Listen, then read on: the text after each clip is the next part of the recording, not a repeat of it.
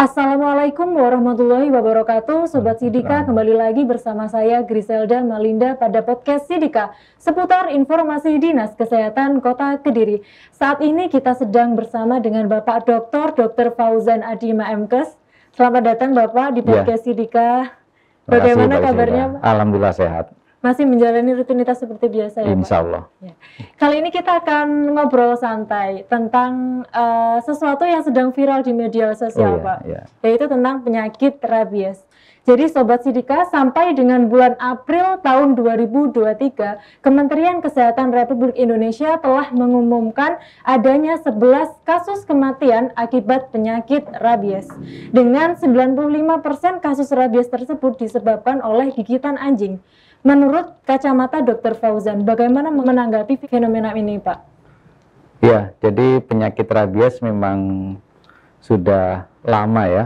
Kita juga mengenalnya dengan istilah anjing gila. Anjing gila. Ya, ini sudah cukup lama penyakit rabies ini, dan hari ini karena viral video itu ya, jadi muncul kembali, dan memang kita harus mewaspadai penyakit rabies ini, Mbak Griselda.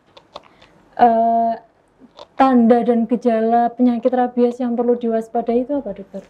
Ya, jadi proses penyakit rabies ini mulai dari infeksi yang masuk, yaitu dengan gigitan atau cakaran atau air liur dari hewan yang terinfeksi rabies. Yang terinfeksi ini bisa dari apa saja, dokter? Apakah cuma anjing saja? Atau? Oh enggak, ada bisa anjing, kemudian kucing, kemudian ada kelelawar juga, ya, dan ada monyet.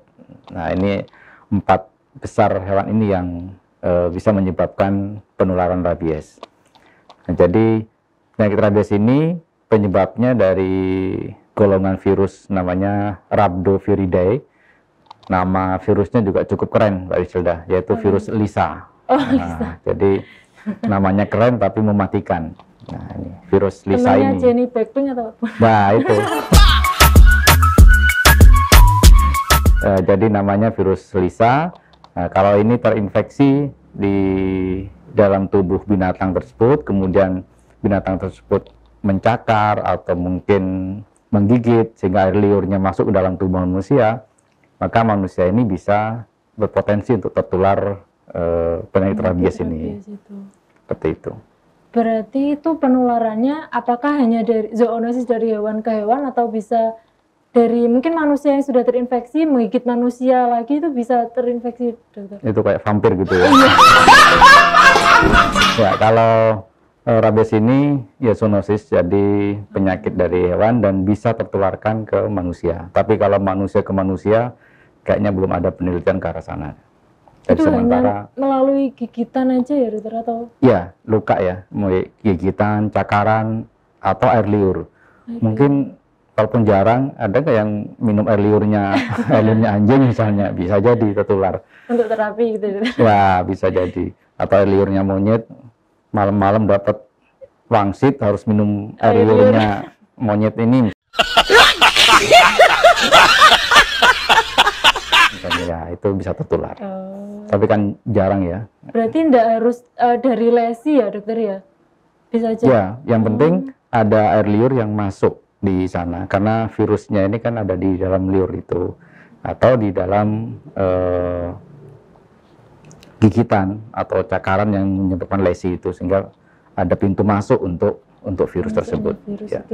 Nah, seperti yang kita ketahui di sosial media ini kan ramai sekali ya, dokter, kita lihat banyak video-video yang menunjukkan ini gejala rabies tapi sudah stadium akhir dengan adanya beberapa fobia. Nah, itu fobia apa saja, dokter, yang diakibatkan dari penyakit rabies ini?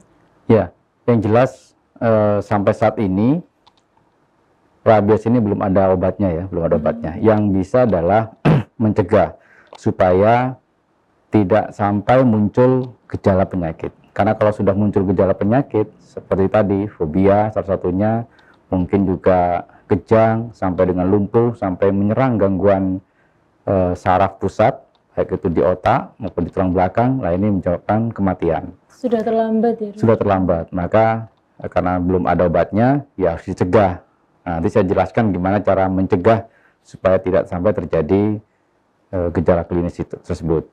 Nah, kalau fobia, biasanya yang paling sering fobia atau sensitif terhadap panas atau matahari, termasuk juga sensitif terhadap dingin, ya, itu juga bisa menyebabkan fobia atau menjadi pemicu, menjadi perangsang untuk menimbulkan gejala penyakit. Misalnya yang sudah terinfeksi rabies ini terkena sinar matahari, terkena cahaya, takut ya akhirnya dia bisa kejang. Nah, itu jadi fobia terhadap cahaya juga seperti itu, atau rasa dingin juga seperti itu. Itu sudah stadium akhir ya dokter? Kalau misalnya sudah kayak gitu, ya sudah muncul gejala klinis, bisa dikatakan stadiumnya ya sedang ke berat lah, seperti itu ya. Kalau kita kan sudah maksudnya hidup berdampingan dengan hewan peliharaan seperti tadi yang dokter sebutkan, seperti anjing, kucing. Nah, tanda hewan terjangkit rabies itu gimana dokter? Ya, kalau hewan peliharaan yang secara umum ya bisa dilihat dari mungkin dari gejala klinis pada hewan tersebut, bisa juga sering malas-malasan, atau mungkin juga ada sifat perubahan agresivitas, misalnya agresivitas dari hewan peliharaan tersebut. Kemudian juga ada gejala kalau yang pada hewan ya selain agresivitas juga sering sering kesakitan seperti itu. Nanti kalau liurnya juga air liurnya bisa seperti itu. Nah, ini kalau menemukan gejala-gejala seperti itu, sebaiknya memang hewan-hewan peliharaan kita harus segera dibawa ke klinik hewan atau ke dokter hewan seperti itu, biar diperiksa lebih lanjut. Dan kepada masyarakat yang mempunyai hewan peliharaan ini, ya harus menjaga juga, bukan hanya manusianya yang PHBS, tapi juga hewannya juga PHBS, perilaku hidup bersih dan sehat. Harus makannya dijaga, juga betul. Ada mungkin kan ada potong kuku juga untuk kucing ya, atau vaksinnya ya dengan imunisasi seperti itu. Dan yang terpenting jangan dibiarkan hewan peliharaan kita bermain keluar, karena takutnya namanya hewan ya main di tempat-tempat kotor sehingga tertular berbagai macam penyakit. Jadi kalau bisa dipelihara di dalam yang tetap menjaga kebersihan dan kesehatannya, seperti itu. Kalau misalkan orang sudah terjangkit penyakit rabies, itu ada kemungkinan untuk bisa disembuhkan atau tidak, dokter? Ya, kalau sudah stadium berat mungkin agak sulit ya, karena belum ada obatnya. Bisa sampai menyebabkan kematian. Berarti kalau yang disuntikan itu apa, dokter? Kalau yang disuntikan itu biasanya kan vaksin. Jadi vaksin. Begitu terkena atau positif terinfeksi oleh rabies ini, bisa diberikan imunisasi atau vaksin yang harapannya adalah tubuh kita bisa memproduksi antibodi, bisa melawan virus rabies tersebut. Tapi kalau sudah viral load-nya sudah banyak, apalagi sudah muncul gejala klinis, ya agak susah juga untuk melawan virus yang masuk. Makanya penanganan pertama setelah terkena gigitan itu, ya lukanya segera dibersihkan. Dibersihkan paling tidak sampai bersih selama 5 menit dengan menggunakan sabun. Kemudian baru ditetesi atau dibersihkan lagi dengan desinfektan atau dengan betadin misalnya, seperti itu. Nah, kemudian kalau memang sudah positif ada gejala rabies, ya langsung diberikan imunisasi atau vaksin. Kita taunya itu rabies atau bukan itu gimana membedakannya, dokter? Nah, itu seperti yang viral di video-video itu kan. Jadi ditunggu dulu sampai binatang menggigit itu meninggal atau mati. Artinya kalau setelah mati hewan tersebut, berarti hampir dipastikan bahwa binatang itu juga terkena rabies. Nah, kalau sudah terkena rabies, berarti hampir pasti gigitannya itu menularkan ke kita. Sehingga banyak masyarakat kemarin yang komentar di video-video itu ya, kok tidak langsung ditangani, kok nunggu anjingnya mati dulu. Ya memang seperti itu, untuk memastikan anjing ini memang positif terkena rabies. Nah, yang dipermasalahkan dokter, kalau misalkan yang menggigit itu adalah anjing tetangganya atau anjing liar, kan kita tidak bisa memantau. Ya harus dipantau, harus dipantau. Jadi kapan dicakar, kapan digigit ya harus dipantau. Kalau tidak dipantau ya sulit ya, susah kita ngawasi. Harus dipantau, harus di mana kita kena gigitan. Kecuali mungkin karena main ke gunung atau ke alas, nggak tahu habis ini ya alam sudah nggak tahu gimana. Tapi kalau selama kita bisa mantau, ya harus dipantau dulu. Itu monyetnya siapa, itu anjingnya siapa, gitu. Sebisa mungkin dipantau untuk memastikan bahwa kita betul-betul terkena oleh rabies. Berarti gitu. Sejauh ini belum ada misal pemeriksaan dari darah, kita tahu kalau ini bisa, tapi kan agak lama, butuh proses dan tidak semua lab bisa melihat itu kan. Jadi ya harus melalui observasi dulu betul, ya. Kalau sejauh ini kebijakan apa yang sudah diterapkan oleh Dinas Kesehatan Kota Kediri dalam menanggulangi kasus rabies? Tapi seperti kita tahu bahwa 11 provinsi termasuk Jawa Timur ini zona bebas rabies ya, betul. Tapi kan untuk mengantisipasinya, ya sebenarnya sudah apa? Dari dulu sudah ada kebijakan, termasuk kita sudah punya SOP atau standar operating prosedur ketika ada gigitan hewan yang diduga rabies, mulai dari pembersihan lukanya, kemudian kapan diberikan desinfektan atau desinfeksi lainnya, sampai kapan diberikan vaksin anti rabies. Semua ada prosedurnya. Yang kedua, antisipasi adanya kasus rabies ini, Dinas Kesehatan juga sudah membuat surat edaran untuk mewaspadai kepada vaskes terutama ya, pada vaskes baik itu rumah sakit, puskesmas maupun klinik untuk melakukan prosedur-prosedur ini. Dan kita juga memberikan surat himbauan kepada vaskes untuk memberikan edukasi ke masyarakat. Dan yang terakhir salah satunya adalah seperti ini, bidang Kesmas melalui Subkor Promosi Kesehatan podcast dengan edukasi seperti ini. Semoga dilihat oleh banyak masyarakat. Nah itu makanya harus tambah followers dan subscribernya ya. Share. Betul itu supaya viral juga. Kan, iya. Gitu.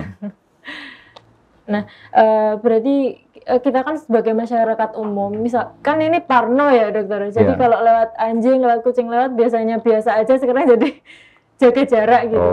Nah nanti misalkan ada saudara kita atau tetangga kita yang digigit hewan buas, apa yang harus kita lakukan dokter? Ya, yang penting jangan padu dulu lah dengan dengan hewan itu nanti ya. Digigit kan? Lah iya, nanti malah tambah gigit-gigitan. Nah gitu. Jadi tetap kita tidak boleh parno, tapi kita tidak boleh lengah. Tetap harus waspada. Ya sebisa mungkin tentu kita menghindari gigitan itu. Iya.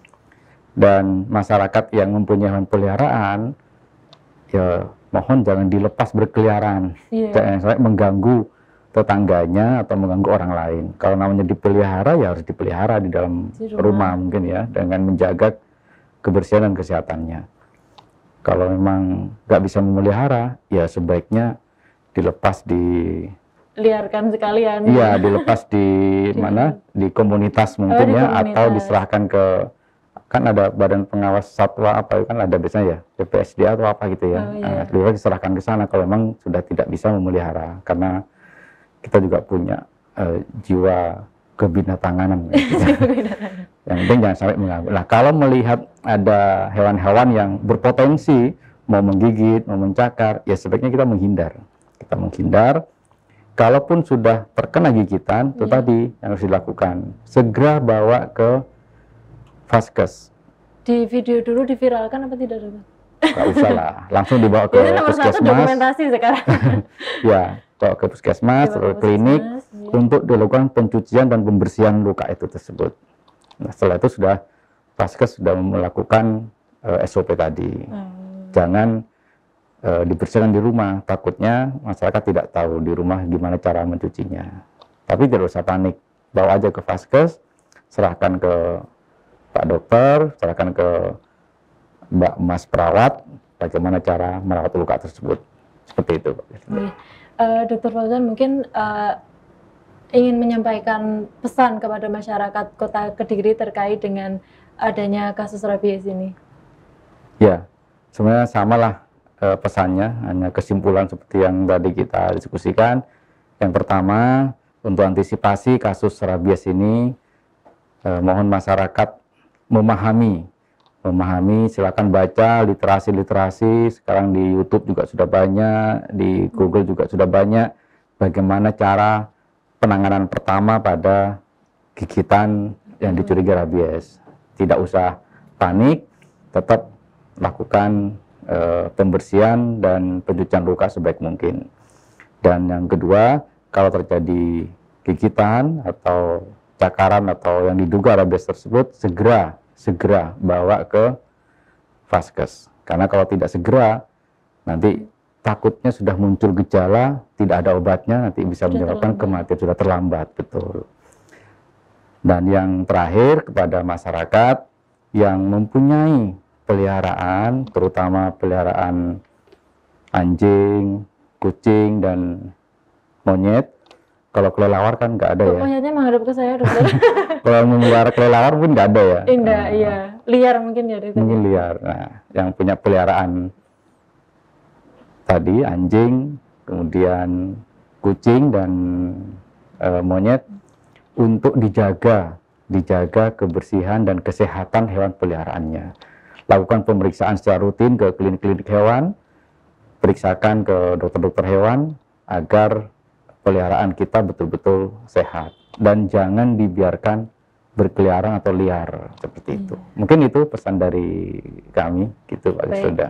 Terima kasih Dr. Fauzan atas kebersamaannya hari ini, sudah menyempatkan waktu. Mungkin sebelum kita menutup bisa salam germas dulu ya, dokter. Begitu ya, boleh. Salam germas, sehat, bugar, produktif, ceria. Baik, terima kasih Sobat Sidika atas kebersamaannya hari ini. Kita lanjut podcast Sidika selanjutnya. Wassalamualaikum warahmatullahi wabarakatuh. Waalaikumsalam warahmatullahi wabarakatuh.